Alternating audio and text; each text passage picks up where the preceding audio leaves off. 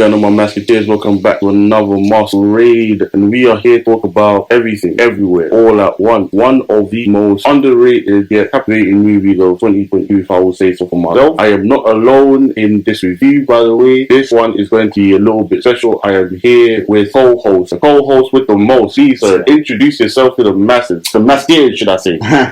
Good afternoon. My name is Matt, and I am a massive film buff. Love chatting about this sort of stuff. So when I was invited to come and do this, I jumped at the opportunity. Yes, I've also would agree that it's one of the better films that I've seen this year, and chatting about it will be good. Yeah. So that's the thing. Like normally, I'll do like the overview of the film, but like the film in and of itself, I feel like it's so hard to even try. It's funny. Like even doing a little bit of research, it says that the film premise is there is a lady who owns a laundrette and is trying to do her taxes. Which, if that is all you knew about this film, there is no way you would ever go and watch it. Yeah. Like, what, 2.5 hours of someone trying to do taxes? That's okay. I'm not that big fan of laundry. Yeah, it definitely wouldn't grip you. It wouldn't be incentive for you to sit down and actually watch it. But there is more that meets the eye, like Optimus Prime said. So when it comes to this actual film, yes, we are looking at a middle-aged woman who is literally running a laundrette and just doing her taxes. She is married, and even like the marriage itself isn't best. She has one daughter, and her and her daughter's relationship has been strained due to the fact that they are Chinese and like old school. I say old school, more like they have some old school tendencies. More, but again, even that. And you got her dad living with them. Yeah, so it's a whole thing of where the mom can accept it, but she's like, my dad, aka your granddad, will not be able to accept it. There's multi-generational dynamic going on in the same house. Exactly, and so trying to run a business. So yeah, so you have a lot of personalities, a lot of opinions, and so the family, even from the beginning of the film, is somewhat kind of like, and they're literally just trying to get by. Then the film decides to deviate and take a very sharp left and introduce a concept that again is highly original. That's all quite a popular one at the moment. Yes, like they take a concept that is buzzing right now, and that is a multiverse and all of its madness. There you go. So they introduced that concept. How they play with that same idea is very unique and vastly superior than other iterations of using that concept. Yeah, I would definitely agree with that. Yeah. So they are basically saying that someone is looking to destroy the motor, and it does so happen the only one that is a multiverse level threat is none other than a working class middle-aged woman who owns a laundrette. Who's dealing with some family issues. Who's dealing with some family issues. But somehow she holds within her the key to stopping this multi-dimensional threat because of all the all the lives that she's lived, with all the choices that she made. She has gathered a lot of experience. And that's one of the most beautiful things about film is the clarity of that idea, which sounds, it is a massive jump, but the way that it's portrayed on screen, it's so easy to understand. Yeah. That they portray that with like a fracturing of a mirror. You see all the different pathways, so every decision creates a new pathway and a different universe. Exactly. And she then has the ability when she learns how to do it is to draw upon these multiple pathways to give her be it skills or knowledge fight this enemy. Yeah. Which, brilliant. Exactly. So that's the general premise of the movie. So we're gonna get into the good and what we liked about the film. Matt, you can go first. What did you like? I've already used the word beautiful already, but I mean, I guess for me the aesthetic of the film and just the way it looks and the way it carries itself it's just outstanding. It stands out that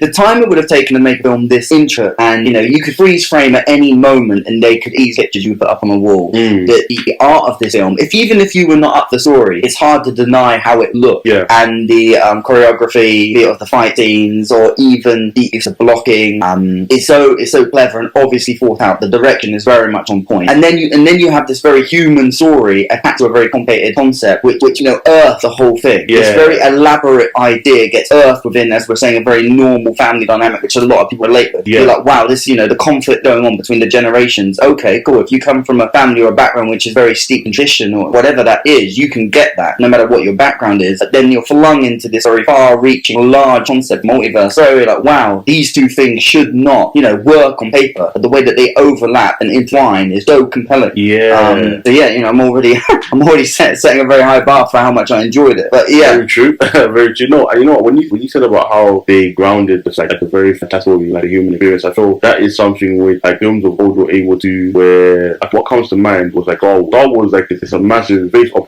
but it's a family that's fractured and they're trying to mend that brokenness within the family. But more stuff gets revealed. Luke discovers that the bad guy happens to be his father. Daddy issues, father issues. Exactly. I don't know who my dad is. I've been lied to about who my dad is. I want to know who my dad is. sisters. Yeah, and then he discovers a layer in his sister, and then you have that element of like they were separated at birth. So again, it's just a family drama, but it's laid out through this fantastic world. If you're able to build on a solid, simple story, then you can go really out there. If your core foundation and structure, like the scaffolding of your story is secure and strong, then you're able to take the fantastic concepts and build upon that foundation, and it does that successfully. Yeah, no, I agree with you 100%. I'll probably say like for me that'll be like the same thing for my positive. But visually it was amazing, but as well as it had its own very unique feel. Like when you watch it, it's in the class of its own because it holds its own kind of space. Because there's certain movies which when I see them, I know exactly what they are. Like there's a distinct look, and so I feel like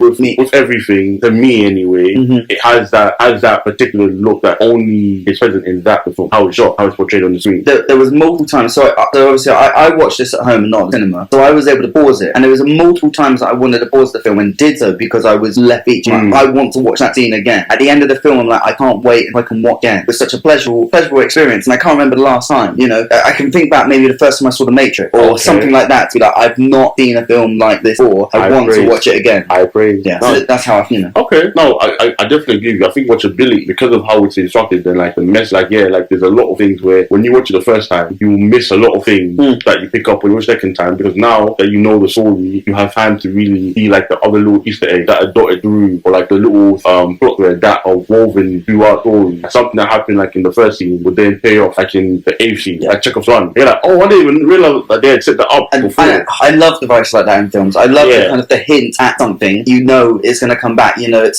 for me, I'm a massive wrestling fan, so when you see the chair come down to the ring, you know that at some point in the next 20 minutes someone will get hit with when's that coming, and it does that really well. It hints at the things that often we now call Easter eggs in the background, but they're not there just for it's not there for geek to geek out about. It's there for a reason, and it's going to come back. It's going to be important, and those little things means you have to be a very observant watcher of film, and again, that's a reason to go back. Just saying, it's a reason to go back and watch again. Yeah, and I feel as well, it's a testament to the love that the directors, writers have, because like the person that wrote that in there, they literally had to work out every aspect of this film and where to put something and why they put. So it's like there's so many moving parts just already, but then they've added an extra layer of actually there's even more moving parts, but very subtly dotted here and there, which are going to come back later. So I would say that like for me, the film honestly blew any and all expectations that I had. I thought that everybody in the role was perfect. I was quite surprised to see the man all the way from the Goonies and Indiana Jones. That's right, Joe Brown.